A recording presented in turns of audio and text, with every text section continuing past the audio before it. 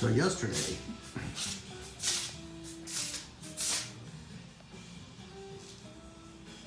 I continued to work on this painting, and I didn't realize the video was off. So I am very happy to do Let's Paint 6. My paint right now is a little bit tacky. A lot of the surface is kind of dry. Got some tacky stumbles in there. Ended up with turning it horizontal. It became a landscape, and then it became a cityscape again. So this is one of those, don't know how it's going to work out paintings. Let's see what happens.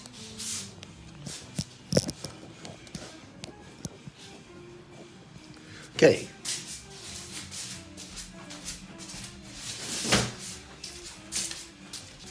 First of all, let's put the smock on.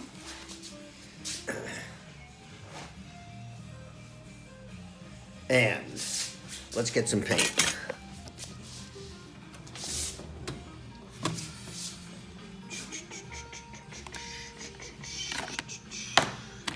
Some yellow, some cad yellow light, a little bit of yellow ochre,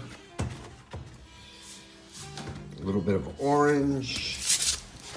Drop paper towels on the floor. Okay. Let's put this over here so we can get a good shot. Decent shot anyway. Something like that. Okay. And yeah. Let's give it a little.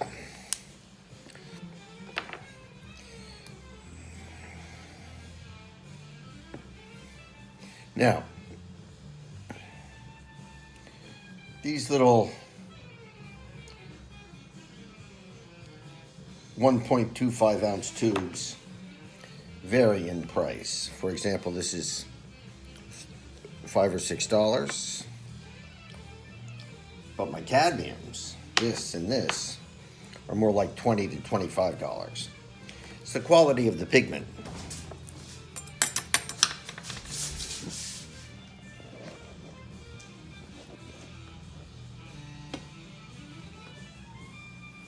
And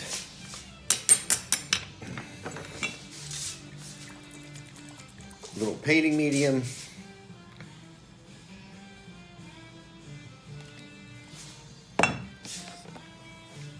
Oh heck, let's use a small brush.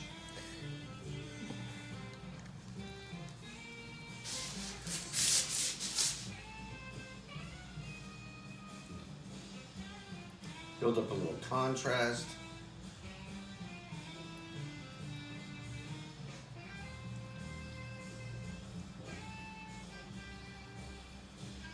Just let the brush run across the surface.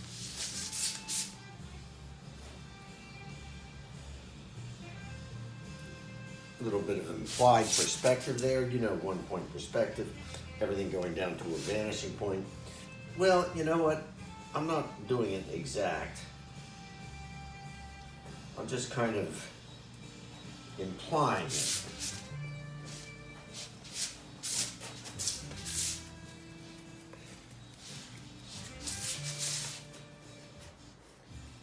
Just kind of scumbling the paint over the surface.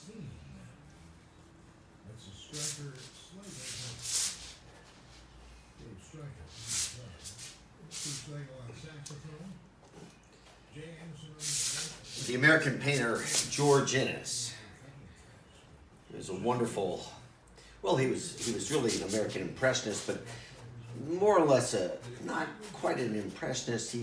He was part of a movement called tonalism. And in tonalism, there was, as the name implies, there was an emphasis on creating works, usually of a somewhat somber tone, where the color tended to be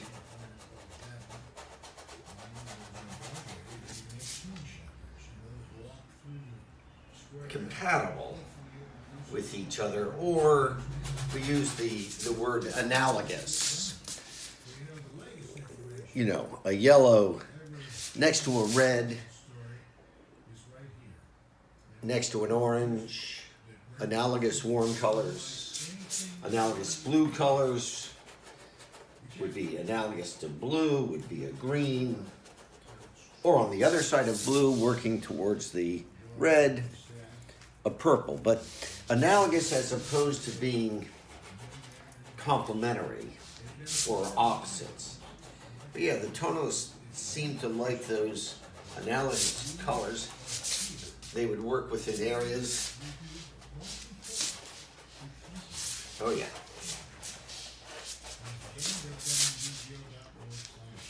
Let's see what we have here.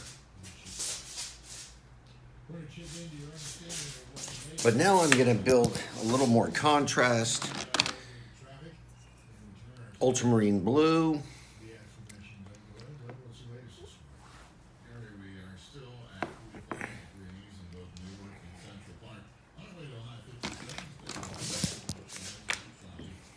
Whoops. Okay. Now we got the news going on, hearing more about the coronavirus.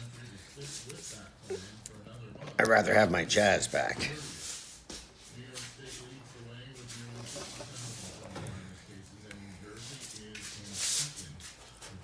So even here, my clouds are going to be that blue I've mixed with the orange and the red, the warm and the cool. And it's giving me kind of really just a darker tone, all within the same general range of warm, of hues. Oh, I have to go to my big brush now, my favorite.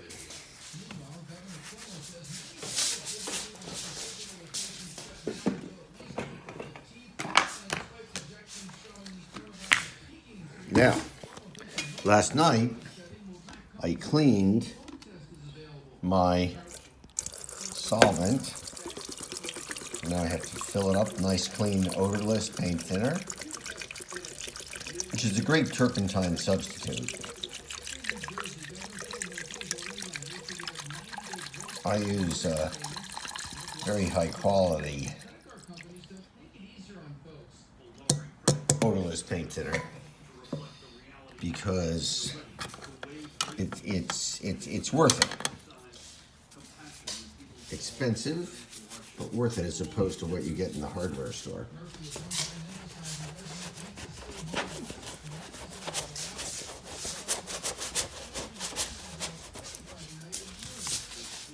Just kind of blending, mixing, throwing it all together, if you will.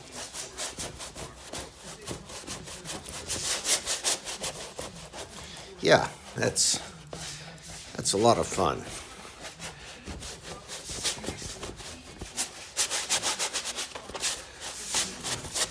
But I've got to be careful here because I'm using a little too much thinner and not enough oil. And that we call, you want to keep your oil in there as you do successive layers, because the oil is fat. And you want the fat to go over lean, which is that's more oily. And that keeps the top layers of the paint more flexible. And they need the flexibility because as the paint underneath dries, they need to move. Otherwise you get crackling. And you've all seen paintings with lots of cracks in it.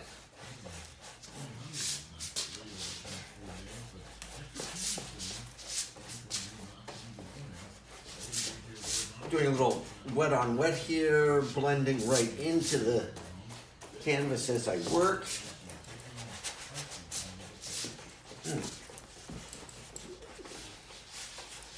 Oh, that feels great. Great way to start the day. The light coming in. And by golly, I'm going back to my landscape again. So this painting seems to want to go light, dark, landscape,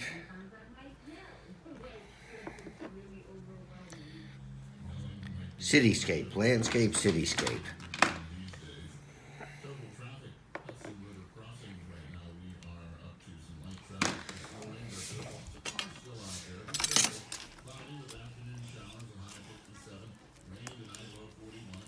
Get a little more contrast in here. Meteor.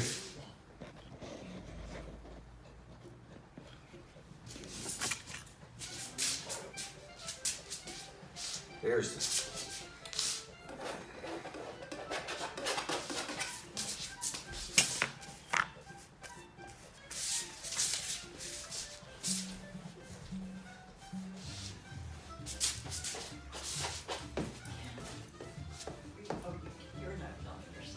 Hi there.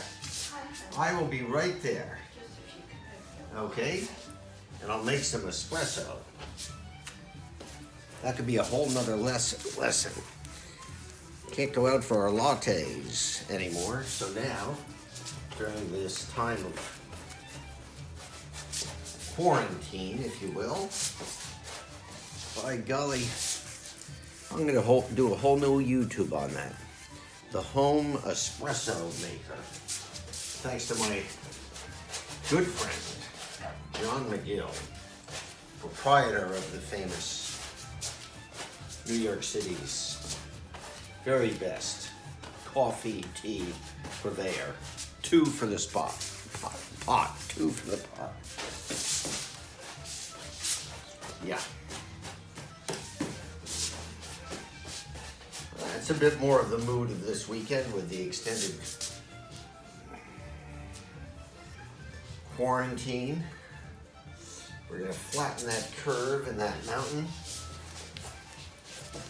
Why not? Okay, folks. Let's make some coffee.